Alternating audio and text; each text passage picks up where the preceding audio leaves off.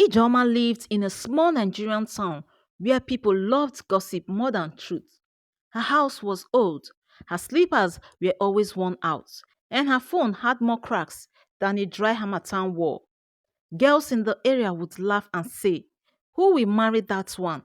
Even mosquitoes avoid her room. But Ijoma didn't care. She helped her mother sell vegetables in front of their compound and swept the streets without shame. Deep down, she believed life could still surprise her. Sometimes at night, she would look at the moon and whisper, "God, show them I am not useless." Her best friend Ngozi would joke, "Maybe you will marry a ghost prince from the river." And they would both laugh until their stomach hurt. One day, during the rainy season, something strange happened. A tall, clean man, wearing white and smiling with perfect teeth, walked up to Ijeoma's roadside store. He bought a tomatoes, looked into her eyes, and said, "Your beauty is not for this world." The town fell silent. Who was this man? And why did he just smile and walk away, leaving everyone confused, including Ijoma? 3 days after, the strange man visited Ijeoma's store. He came back, this time holding an umbrella. The sky was dark and thunder rumbled far away. He smiled again.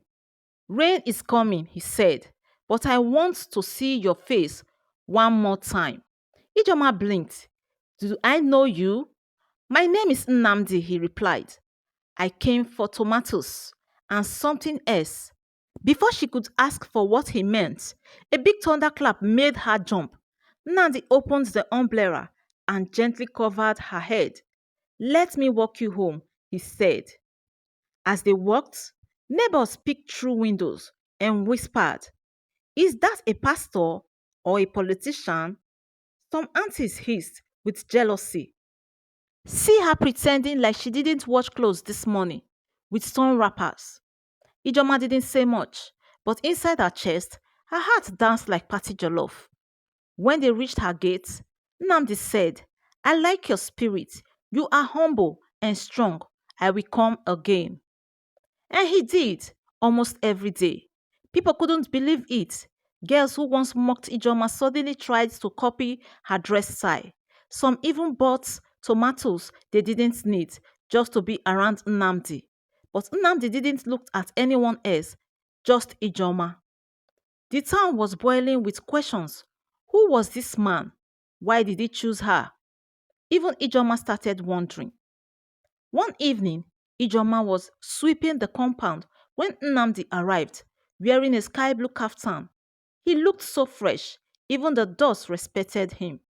He bent one knee, held out a simple silver ring, and asked, "Will you marry me, Ijoma?"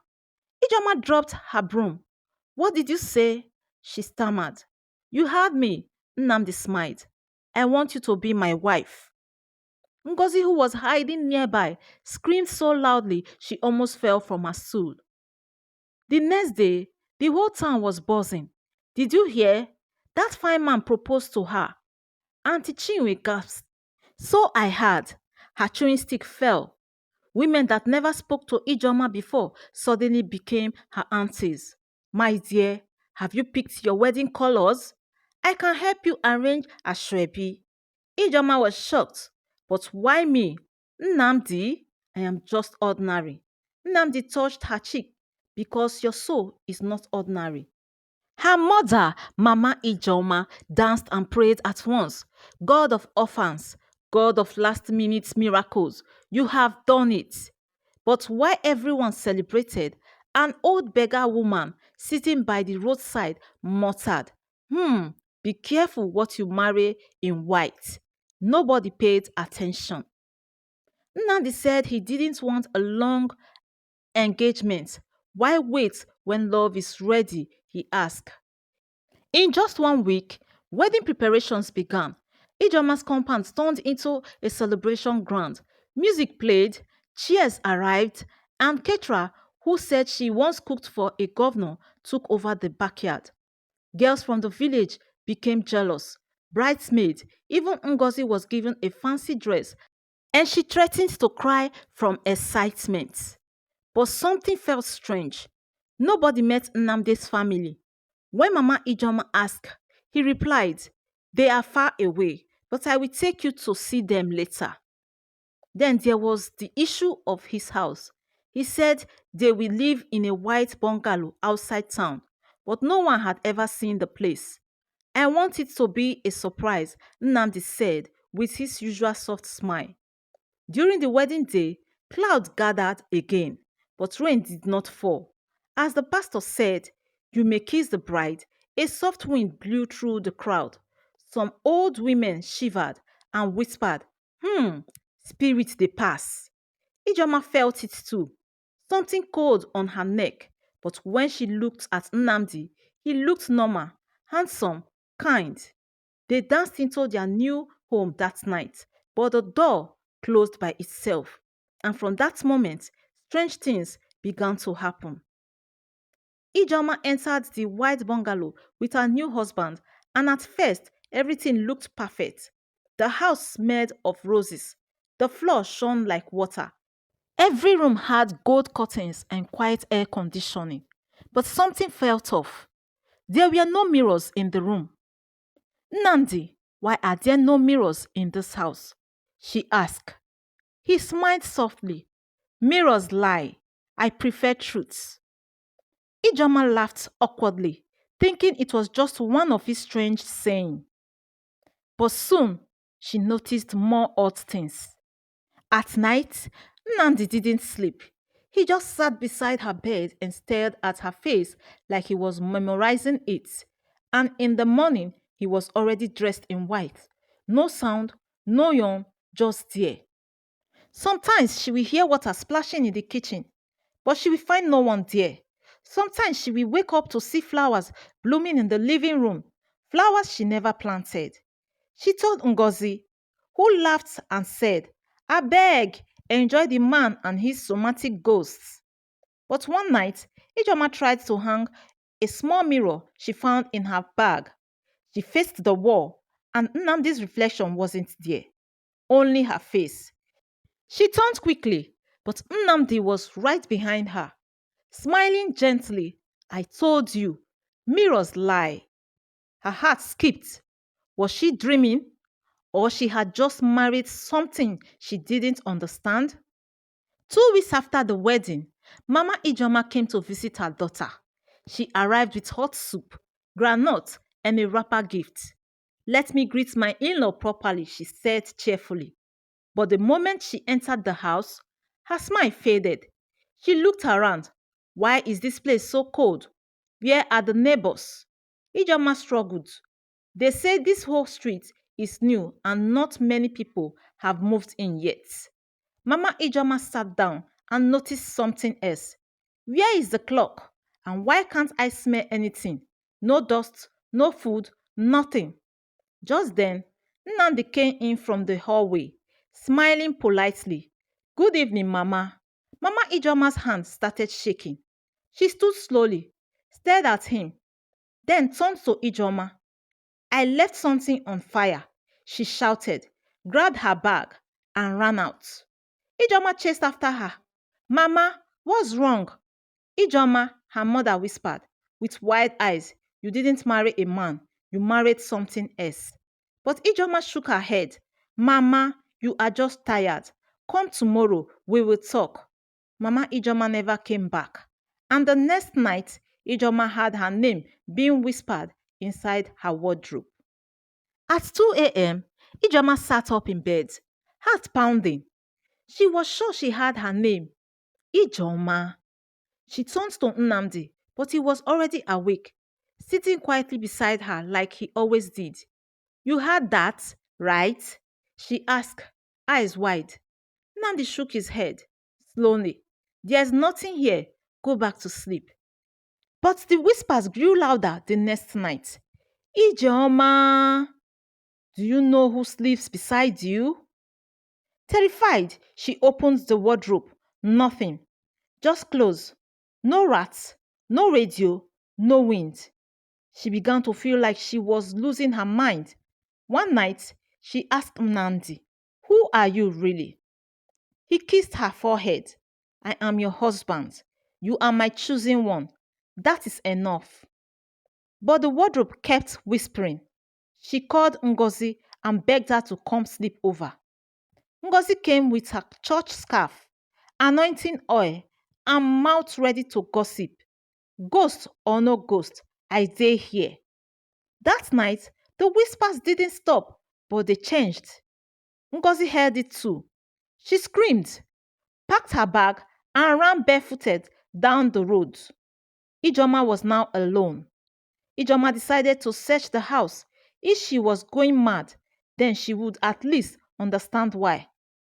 Inside a dusty drawer in the guest room, she found something strange, a faded picture of a woman wearing the same dress Ijoma wore on her wedding day, but it wasn't her face. The woman in the photo had red eyes, and beside her stood Nnamdi, smiling. On the back of the photo was written, "To my bride, rest well in your new world." Ijoma dropped the photo like it was hot coal. She rushed to confront Nnamdi, waving the photo in his face. "Who is this? What is this?" He looked at the picture calmly. "Someone before you, but not better than you." Ijoma's knee felt weak. Did she die? Nnamdi tilted his head. "She left like they all do." Or, Ijoma whispered, "There were others." Nnamdi reached out gently. "Don't be afraid. Just never betray me." Ijoma locked herself in the bathroom. Breathing fast, the mirror above the sink cracked on its own. And outside the door, Nnamdi whispered, "Come out, my love. You are safe for now." Desperate for answers, Ijoma went to the biggest market in town to meet Mama Ezenwa, a woman known for seeing things others couldn't. Some said she once spoke to thunder. As soon as Ijoma entered her shop, Mama Ezenwa hissed, "You married deceased son," she whispered. "Did you think love would hide his stay forever?" Ijoma was shocked. "What are you saying? You are in a spirit marriage. He wears human skin, but he is not man. His kind come for strong souls. You are special." "Can I leave him?" Ijoma asked. Mama Ezenwa paused. "If you try to leave, he will call you home. And that home is not of this world." Just then, a loud bang came from outside. A white pigeon flew into the shop and crashed into the mirror behind them. Mama Ezinwa grabbed Ijoma. "Go! Don't tell him you came here. Burn the photo fast." Ijoma ran back home, clutching the picture. But Nnamdi was already waiting at the door. "How was the market, my queen?" He smiled, but his eyes, they were no longer brown. They were glowing blue. Ijoma, who was shaking, ran into the backyard that night, holding the old photo. She lit a match, dropped it on the picture, and waited. But the fire refused to catch. The match burned out, the second one too, and the third. The photo just stayed there, cold and untouched. Suddenly, Nnamdi appeared behind her. "You are trying to erase my memory." "No, I just want to clean the drawer." He picked up the photo. This woman tried to run too. Then he kissed it, and it turned to ash in his palm. Ijoma screamed and ran into the house. Later that night, as she stared into the cracked mirror in the bathroom, her own reflection whispered, "You cannot run. You are already home." She fainted. When she woke up, Nnamdi had cooked breakfast, cleaned the house, and left flowers beside her. "Let's start fresh," he said sweetly. "No more fear." But deep inside, Ijoma knew she was married. She was loved, but not by a man. And the house no longer had a front gate. Ijoma tried to act normal, but her eyes no longer slept. Every sound became a warning. Every silence felt like a trap. She noticed the footsteps first. Every morning, the floor had muddy footprints. but not hers. They started from her bedroom and ended at the front door, which was always locked. One night, she stayed awake to catch the intruder. At 3 a.m., she heard soft steps. She tiptoed to the hallway, heart shaking. She saw nothing. But as she turned back, her own shadow walked ahead of her. She screamed and switched on all the lights. Nnamdi appeared from nowhere, holding her tight. "You are safe," he whispered. "They just want to scare you." "They?" she asked. He smiled. "Every spirit has cousins," he said. That night, she stayed in the bathroom, holding a Bible, but the pages flipped on their own, as if being read by invisible hands. And then a soft voice said, "Stay, and you will never grow old. Live, and you will never wake up." One brave person finally returned, Ngozi. She entered the house with her pastor's olive oil, wearing full white like she came for battle. "Ijoma, pack your bag. We are leaving today," she said boldly. Ijoma hesitated. "He will find me. I don't care if he's Shango or Mami Water's uncle. We go tonight." As they stepped outside, the air grew cold. The street was quiet. No dogs barking, no crickets. Suddenly, the gate reappeared. Ngozi ran to open it, but her hands passed through.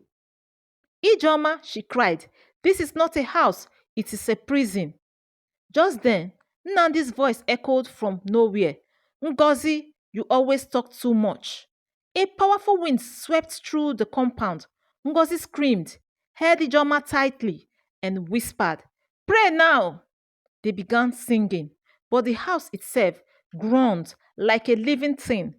The ground cracked. The kitchen light flickered like frightening eyes. Then silence.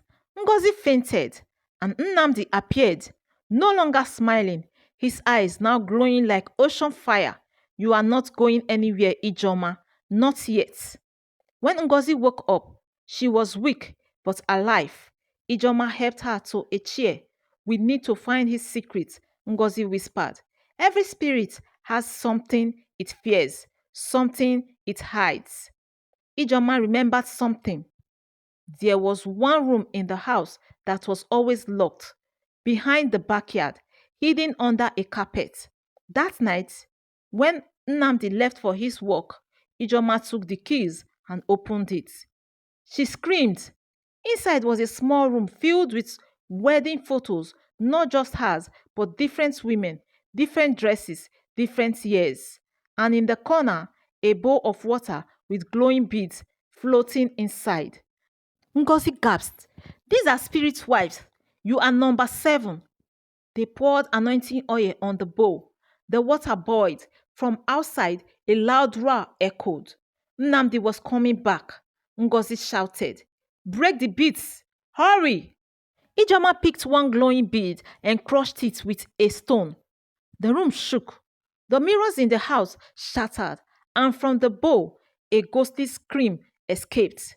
She had just broken someone's bond, but was it hers? The walls of the house turned black. The air grew thick like smoke. Ijoma held the Bible. Ngozi held her hand. Nnamdi entered through the wall, not walking, but floating. His face was half human, half something else. Scales glowed on his arms. His teeth were sharp like broken glass. "You broke the bowl," he said, voice echoing from everywhere. "I am not your prisoner," Ijoma shouted. "I want my life back. You are my wife. You wanted to shame your haters. You wanted glory. I gave you everything." "At what cost?" she cried. He floated closer, his face darkening. "Live, and your soul stays. Stay, and your life forever. Choose." Ngozi screamed, "Don't listen to him." Ijoma closed her eyes and shouted, "I reject this marriage in the name of the living God. I break every bond." A flash of lightning struck the backyard. The bowl exploded. The spirit screamed and vanished into a burst of dust and blue light. The house collapsed. Ijoma and Ngozi ran into the street, gasping for air. The gate reappeared, and for the first time, it opened. 6 months later, Ijoma stood in front of her new shop in town. She now sold fresh food, fabrics, and beauty products. Her hair was packed neatly. Her smile had returned. People who once mocked her now greeted her with respect. Ijoma, you are glowing, they did say. She would smile and reply, Na God o. Ngozi visited often, now a prayer warrior and part-time TikTok preacher. She too see things, she teased Ijoma. Next time, marry man wey get bank account, not fish tail. They would laugh together. As for Nnamdi, he never returned. But sometimes, when Ijoma washed her face in the mirror, her mirror would flicker, just for a second, and a soft voice would whisper, You were always more than ordinary. And she will whisper back, Yes, but I am also free. What would you do if you found out your spouse was a spirit? Drop your thoughts in the comment section below. Like this story if the twist shocked you. Subscribe for more jaw-dropping African folktales. Share the story with someone who thinks they are ready for marriage in order for them to investigate very well if they are getting married to a human or a spirit. New epic stories every week only on this channel. Thank you for watching Folktale by Chinelo, and thank you to my returning subscribers and those of you that just subscribed after watching this video. Don't forget to like and share.